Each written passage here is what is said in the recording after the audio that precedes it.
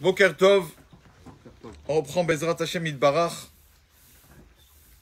Aujourd'hui, le 23 du mois de Hadar Aleph, Hadar 1, dernier jour de février, 28 février.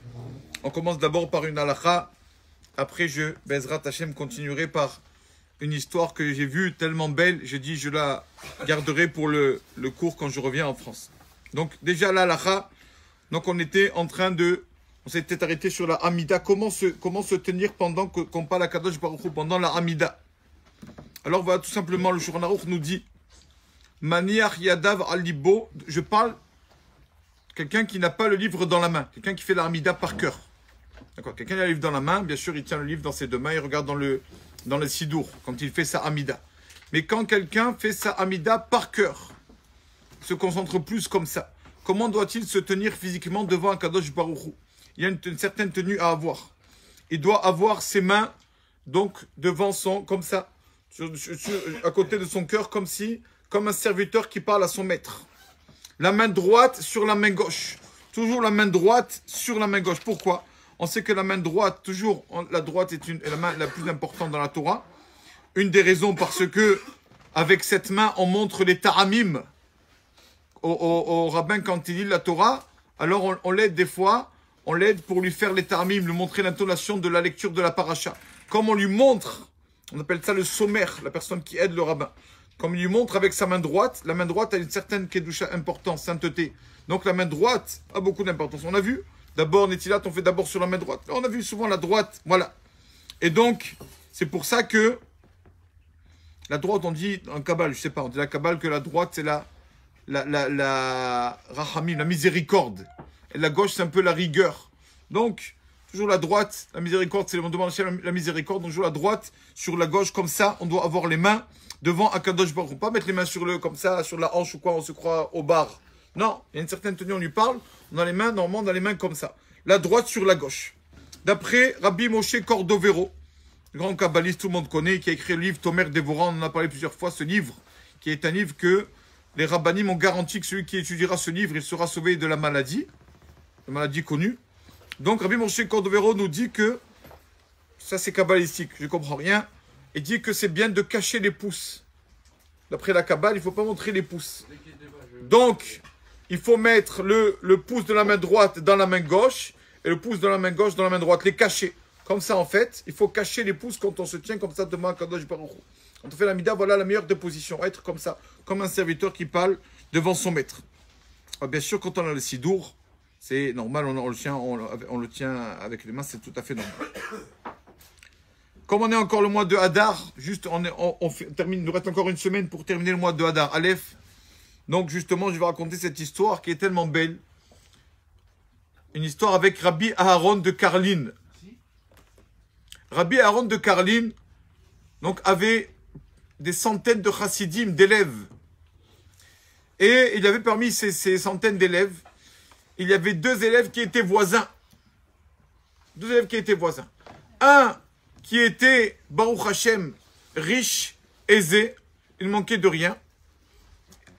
Et deuxième chassid, le voisin, le pauvre qui était un peu plus démuni, n'avait pas trop les moyens. Donc normalement, le riche devrait être heureux, content, et le démuni être un peu triste. Mais malheureusement, c'était le contraire. La personne riche était toujours tendue. Il avait des problèmes, il s'énervait, il était nerveux, il n'était jamais content. Encore quelqu'un qui est nerveux, la Gemara de Namsachim. Chez Losha, il y a trois personnes. Chayehem et Namchaim. Leur vie n'est pas une vie. Un des trois, c'est Ratranim, les coléreux. Un coléreux, toute chose qui l'énerve. Donc il n'y a pas de vie à la maison, au travail. C'est pas une vie. Toujours, il s'énerve, toujours tendu toute sa vie. C'est pas une vie, ça. Les trois, c'est quoi? Rahmanim, ceux qui ont trop pitié. Trop pitié des autres, alors que des fois, il ne faut pas avoir pitié. Alors, ils peuvent, parce que toute chose qu'ils voient, oh là là, il a de la peine, et finalement, il prend un cœur, il n'a jamais de vie. Et la troisième chose, c'est ceux qui sont animés hadat, ceux qui sont trop maniaques. Ils ne peuvent pas. Il faut que la serviette elle soit comme ça, il faut que la table elle soit dans ce coin. Quand ils ne vivent pas, parce qu'ils ne dorment pas avant que la maison soit propre, ils dérangent tout le monde. Ceux qui sont trop maniaques. Trois choses comme ça.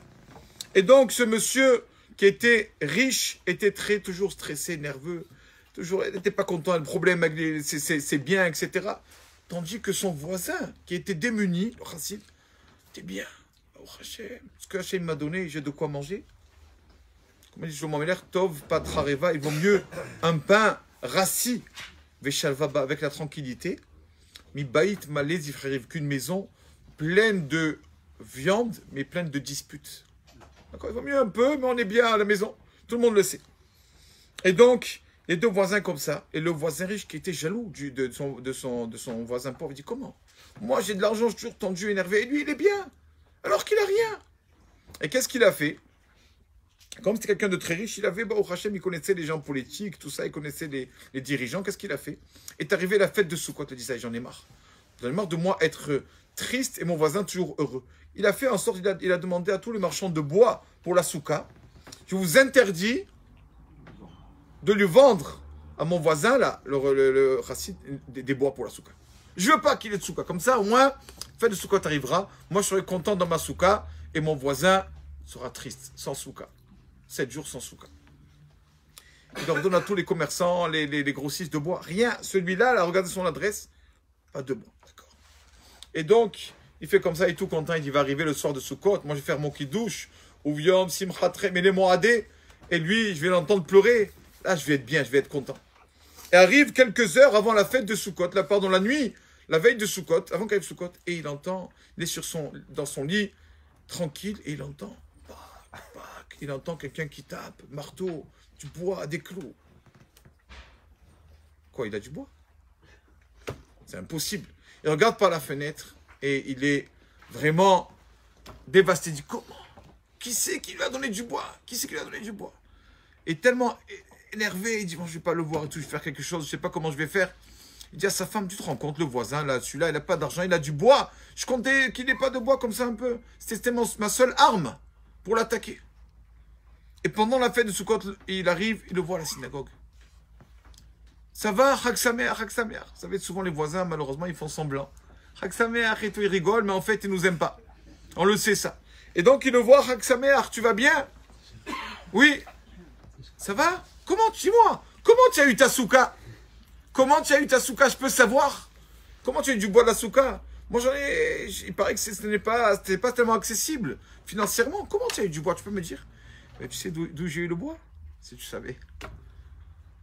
Dis-moi, raconte-moi. Elle dit, écoute, je te dis la vérité. J'ai pris Hachem, j'ai dit, Hachem, je veux du bois pour ma soukha. Tu ne veux pas m'empêcher de faire une mitzvah?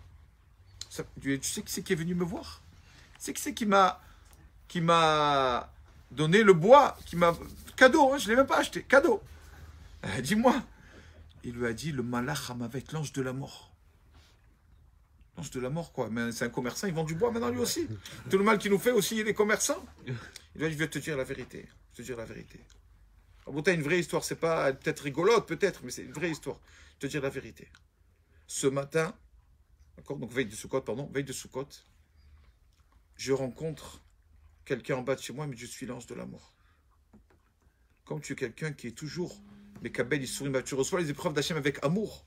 Donc je me dévoile à toi, pas pour toi, n'aie pas peur. Je vais voir ton voisin, le riche. Je suis venu prendre son âme. Voilà, regarde, il y a tout de près. Il y a du bois pour son caveau, il y a tout de près. Comme ça, je lui ai dit. Comme ça, donc le voisin pauvre, il dit au riche, voilà, l'ange de la mort est venu prendre ton âme. Sache hier matin. Et qu'est-ce que j'ai dit à l'ange de la mort? Je lui ai dit, tu sais, c'est quoi ton but qui meurt? Mon voisin, déjà, il est là, dans ce monde. Mais il est comme mort. Il n'est jamais content. Toujours stressé, angoissé. Je te vois, je t'entends t'énerver. Toujours énervé. Donc ça sert à rien. Ça sert à rien de le tuer puisque de son vivant, déjà, mon voisin est mort. Laisse-le tranquille, j'ai dit à l'ange de la mort. Laisse tranquille mon voisin. Laisse-le. Il est déjà mort. Il ne profite pas de sa vie. Il n'arrive pas à boire son café, être tranquille, être joyeux. Il n'arrive pas à boire son verre de vin, son repas. Il n'arrive pas. Donc il est déjà mort. Arrête, toi, ange de la mort. Laisse-le tranquille. Laisse mon voisin tranquille. Et donc je t'ai sauvé de la mort. Parce que tu es déjà mort dans ce monde. Et le bois qu'il a préparé pour ton caveau, il me l'a donné. Voilà ma soukha. C'est les bois qui devaient t'entourer, d'accord, pour ta dernière demeure. Comme ça. Quand il a entendu ça, bien sûr, bon, c'est devenu, il a compris la morale de ça. Baruch Hashem, c'est devenu un tzaddik grâce à son voisin. Il a reçu les épreuves avec joie. Voilà l'histoire, tellement belle histoire, c'est quoi? Quelqu'un qui est joyeux, c'est profiter de sa vie un peu. Eh bien, il est content, c'est une belle vie. C'est pas facile. Il faut toujours y penser, travailler, que profiter, qu'on est là, au prochain en bonne santé. Et quand quelqu'un, le pauvre, il ne veut pas vivre, alors voilà, qui s'angoisse toute la journée, jamais heureux, toujours énervé, toujours contrarié, ça, ce n'est pas une vie. Baruch Adonai Le'olam. Amen. Amen.